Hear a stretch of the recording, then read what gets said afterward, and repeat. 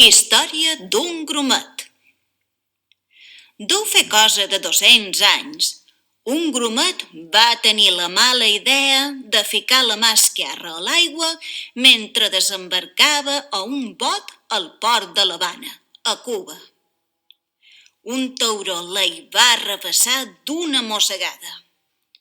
Li varen fer un torniquet, li varen tallar l'hemorràgia i el varen dur a port. Allà, un metge el va curar, però durant una temporada no podria navegar. El seu vaixell va salpar, perquè no podia esperar que es recuperés, i l'atlot es va quedar al port de l'Havana.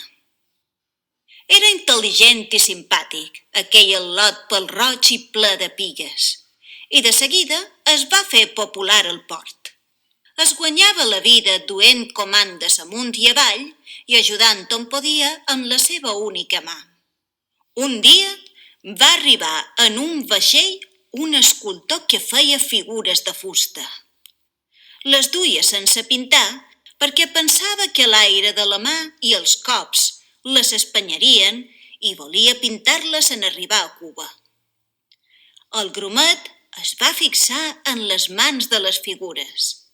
Li varen semblar tan meravelloses que es va oferir a l'escultor com a ajudant. Durant un mes, l'atlot va treballar amb l'escultor a canvi només de menjar i d'un racó on dormir. L'artista s'adonava de com mirava i com acaronava delicadament les mans de les imatges.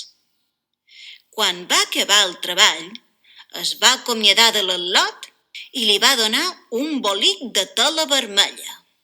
Mira, fill, has estat molt bon treballador. Et faig aquest regal que espero que t'ajudi a trobar feina. Dins del paquet hi havia una mà de fusta pintada del mateix color que la seva pell i de la mateixa mida que la seva mà dreta. Duia unes corretges de cuir per subjectar-la al braç. Ràpidament se la va fermar i es va abaixar la màniga de la camisa. L'efecte era extraordinari, semblava de veritat.